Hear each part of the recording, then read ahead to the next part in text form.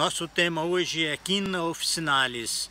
Vamos estudar a matéria médica e logo no próximo vídeo um caso clínico para ilustrar.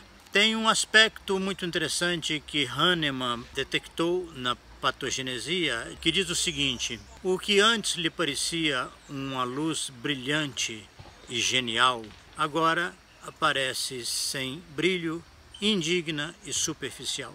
Esse efeito patogenésico permite já uma análise que leva aos dois polos. No primeiro, o polo positivo, nós vamos perceber que essa sensação de que as coisas têm brilho e são geniais facilita para que a gente entenda que o medicamento tem uma ideia, ele tem projeto e tem um fluxo de ideias abundantes, e essas ideias são esquemáticas, ou seja, elas são organizadas na sua própria cabeça de forma que elas permitem realização de um projeto até a sua execução. A partir desse critério, nós podemos dizer que a periodicidade característica desse medicamento é possível, pelo menos em tese, que o projeto está feito e até a execução existe um intervalo de tempo. É isso aqui que vai fazer com que muitas vezes o medicamento tenha essa rubrica de periodicidade. As alterações, quaisquer que sejam os sintomas, a febre, por exemplo, que é muito comum, ela vem periodicamente em intervalos regulares. Por exemplo, dia sim, dia não. Dia sim, dia não. Tem um ritmo, uma periodicidade. E a genialidade vai ficar mais evidente quando nós entendemos que existe uma capacidade de organizar essas ideias, esse projeto, e fazer isso de uma forma genial. A ideia é brilhante. É assim, uma coisa que leva a uma empolgação que tem que fazer, e quando ele tem essa característica já desenvolvida, ou ele percebe em alguém, ele vai, por exemplo, dizer que a pessoa com um simples toque altera a organização. E tem uma outra palavra muito interessante que é arranjo. Então, uma pessoa, às vezes, num projeto de qualquer natureza, ele diz que aquele que sabe, aquele que entende, que tem competência, que tem arte, com um toque, ele altera todo o arranjo. No campo das ideias também, a pessoa que vê um conjunto de fenômenos e simplesmente joga um facho de luz ali e dá um toque que ajuda a se entender e a perceber com clareza, que é uma coisa que tem a ver com o brilho da organização daquilo. As crianças vão revelar isso de uma forma muito interessante. Elas são muito propensas a querer descobrir como é que aquilo funciona. Os instrumentos, digamos, tecnológicos costumam atrair muito, porque a criança quer conhecer, ela quer ver como é que aquilo funciona, como é que é o arranjo daquela coisa. Aquilo a atrai muito. São crianças desobedientes por causa disso.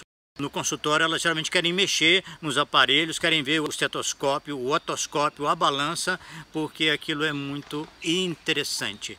Essa palavra interessante também é uma marca importante dessa matéria médica. Podemos já caminhar para um polo negativo, a falta das ideias. Antes, porém, eu gostaria de complementar. Em seguida, no extremo do polo positivo, nós temos o ditatorial de Quina, que é o seguinte: ele sabe qual que é o melhor esquema para se chegar a um resultado. Compare, por exemplo, com ferro metálico, que ele sabe que a opinião dele tem que prevalecer. É uma questão, a discussão gira em torno da opinião.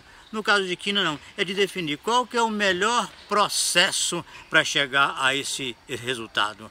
É Quina quem sabe. Também você pode comparar com outros medicamentos que são ditadores clássicos. E você vai vendo que cada um tem a sua forma peculiar de exercer a sua ditatorialidade. Voltando ao polo negativo, então, nós temos aqui uma perda de ideias. Ele já não tem mais aquele fluxo, aquela exuberância de ideias. já não tem, e quando vai executar as coisas estão atabalhoadas, ele não tem a cabeça dele pronta para aquela sequência. É por isso que as palavras vêm antes das ideias e ele fica completamente desorganizado. Agora, o polo negativo, o toque já não é tão interessante, porque no polo positivo, além daquela genialidade, tem um outro aspecto que é o toque do punhal. O que é o punhal? É ele ter uma pequena superfície de contato e um afundamento, nesse sentido de penetrar na pessoa e causar danos importantes. No polo negativo, ele tem aversão ao toque, aversão a carícias, por exemplo. E ele progride nesse polo negativo de forma que ele vai ficar preso às próprias ideias. O imaginário dele continua, mas agora não como uma força positiva, mas como algo que o impede. Então ele chora e se lamenta por uma coisa imaginária, um pesar imaginário, uma queixa que é imaginária. Ele não consegue se furtar a esse poder que ele tem, a esse talento, mas agora o impede. Tanto que ele chega a um extremo de se sentir impedido por todos. E não existe nenhum impedimento real, concreto ou objetivo. É apenas uma sensação que o tolhe. E mais ainda para o extremo, ele tem uma rubrica que é praticamente exclusiva. As coisas lhe parecem sem atração. No repertório de Kant e nos sucessivos, mind unattractive things seem. As coisas lhe parecem sem atração. Então vem uma indiferença, uma apatia muito grande por conta que nada é genial, nada é brilhante, nada o atrai. Como experiência clínica, ainda quero destacar o fato de que criança, por exemplo, que quer muito um cachorro, reclama e pede e se lamenta durante muito tempo. Ganhou o animal, a família mora num apartamento, ele brincou a tarde todinha com o cachorrinho e nunca mais se interessou, nunca mais brincou com ele, nunca mais cuidou. É a oscilação nítida de que uma coisa que parecia muito brilhante, muito atrativa, muito interessante e genial, ela perde o interesse completamente. Ainda, outra experiência clínica, é a pessoa que me disse assim: olha, eu quando preparo uma viagem, eu acho fantástico. Eu preparo o roteiro com os mínimos detalhes. Onde vamos parar, o que vamos fazer de lanche, por onde vamos prosseguir, onde iremos hospedar. E assim eu faço um planejamento enorme. Doutor, para mim, isso é melhor do que a viagem em si. Ou seja, é uma pessoa focada no planejamento.